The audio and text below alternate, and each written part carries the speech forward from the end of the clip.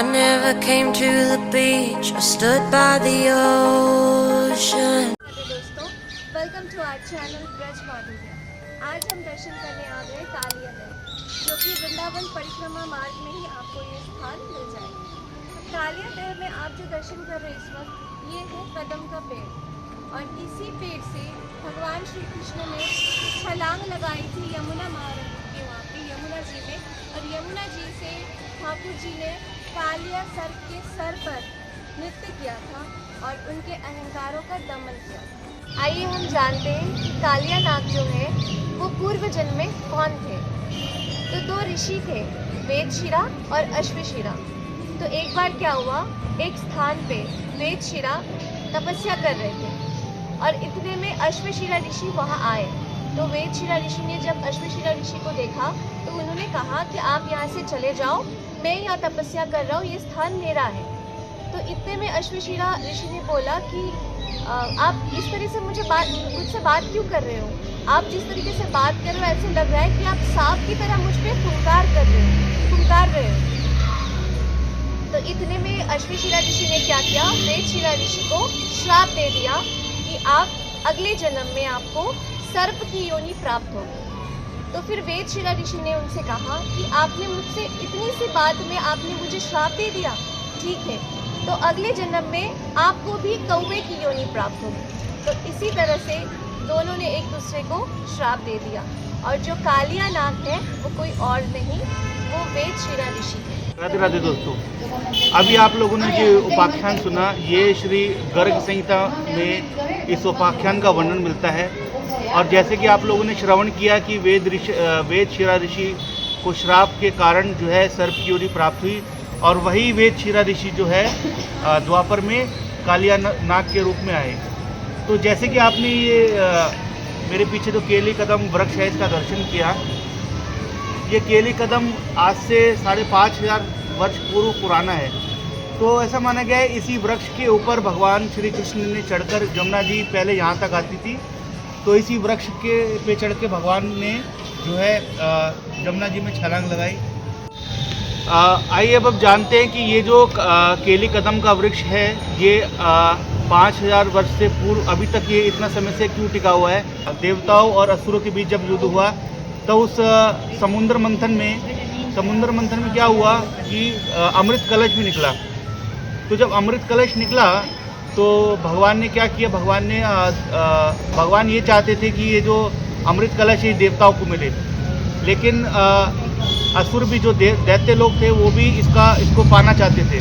तो उन्होंने क्या किया, दैत्य और असुर दोनों मिलकर जो है इसको पाने की इच्छा से इसके पीछे पीछे चल पड़े।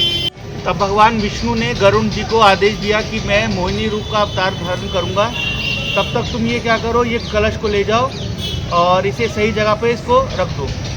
तो जब गरुड़ जी इस अमृत कलश को ले जा रहे थे तो उनके पीछे पीछे देवता और असुर लोग बहुत ही तीव्र गति से उनके पीछे पीछे इस अमृत कलश को पाने के लिए दौड़ लगा रहे थे। तो भगवान जो गरुड़ देव तो कहीं पर भी नहीं रुके, लेकिन वैसा बताया जाता है कि प्रयागराज में गरुड़ जी ने कुछ देर जब विश्राम करने से क्या हुआ कि कुछ बूंदे जो थे अमृत कलश से वो वहाँ पर प्रयागराज में गिरी, तो वहाँ पर कुंभ हुआ। और प्रयाग के बाद जब भगवान यहाँ जमुना पुलिन में आए, इसी वृक्ष पे आके भगवान गरुड़ जी ने क्या किया, इस थोड़ी देर विश्राम किया इसी केली कदम में। तो उसकी छोटी छीटा फूटा पड़ने से ये जो है केली कदम ये अमृत को प्राप्त हो गया। ऐसा बताया जाता था कि जब कालिया नाग रमणक द्वीप को छोड़कर इस जमुना हृदय में आया, तब क्या हुआ, उसके विष से उसका विष इतना विषैला था कि उसका पानी जो है पूरा विषैला हो गया, आसपास की जो भूमि थी वो बंजर हो गई। ऐसा बताया जाता है कि यदि कोई पक्षी उस यमुना जी के ऊपर से जाता था तो कालिया नाग के विष के प्रभाव से वह मूर्छित हो जाता था, क्योंकि कालिया नाग के विष से आसपास के सारे वृक्ष, सारी जो लता पता थी, जो भूमि थी, वो कैसी हो गई थी, बंजर हो चुकी थी।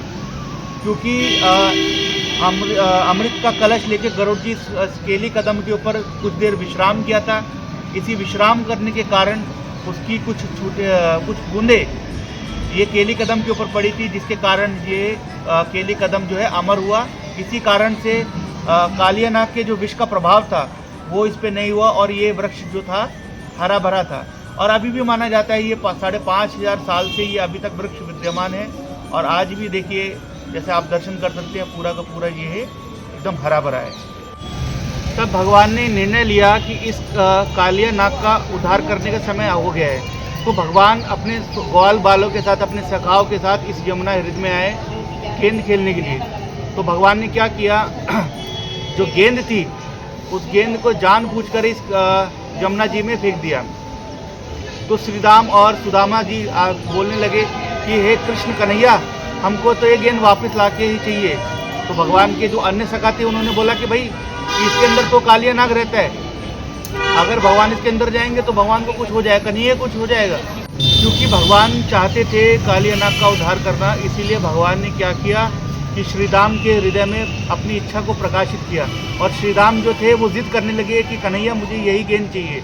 अन्य दिनों में क्या होता था कि भगवान जब गेंद खो जाती थी तो श्री राम इतना जिद नहीं करते थे, लेकिन इस बार क्या हो रहा है कि श्री राम जो है बहुत जिद कर रहे हैं कि कन्हैया मुझे यही वाली गेंद चाहिए। तो भगवान ने बोला, देख मैं ये गेंद वापस लेकर आ जाऊँगा, तू मुझे चुनौती मत दे, तू मुझे चैलेंज मत कर। तो श्री राम बोले कि नहीं मुझे तो यही गेंद चाहिए। बोले ठीक है। तब भगवान ने क्या किया, इसी केली कदम के वृक्ष के ऊपर चढ़ करके भगवान ने क्या किया, जमुना जी में छलांग लगा दी। तो जमुना जी में जैसी छलांग लगाई तो वहाँ पर क्या हुआ, कालिया नाग और भगवान कृष्ण का जो है युद्ध हुआ। भगवान ने क्या किया, भगवान ने कालिया नाग के फनों पे चढ़ करके उनको बहुत ही प्रहार किया। प्रहार करने से क्या हुआ, उसके मुख से रक्त प्रवाह होने लगा।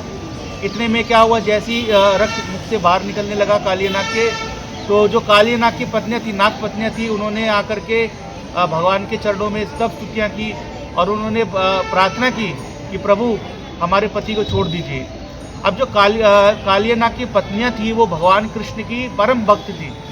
तो उन्होंने क्या किया, भगवान ने जब अपनी स्तव स्तुतियाँ सुनी कालिया नाग की पत्नियों के मुख से, तब उन पर कृपा की और कालिया नाग को आदेश दिया कि तुम जो है इस स्थान को छोड़ करके जिस स्थान से तुम आए हो, यानी कि रमणक युग से आए हो, उसी स्थान को चले जाओ। तो कालिया नाग ने बोला, प्रभु उस स्थान पे तो गरुड़ जी रहते हैं, अगर मैं वहाँ गया तो गरुड़ जी मुझे जो है मेरे परिवार को और मुझे खा जाएंगे, समाप्त कर देंगे।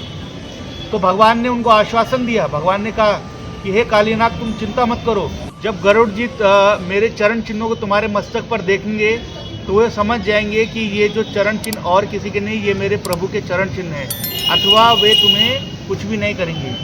दोस्तों, कालियादह के निकट ही श्री प्रबोधानंद सरस्वती जी की भजन कुटी और समाधि भी है।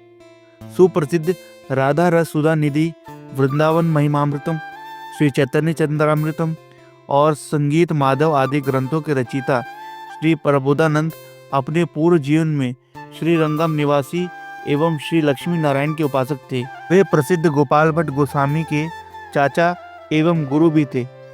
श्रीमन महाप्रभु की कृपा से ये श्री राधा कृष्ण युगल रथ में उन्मत्त हो उठे। पूर्व लीला में ये तुंग विद्या सखी थी।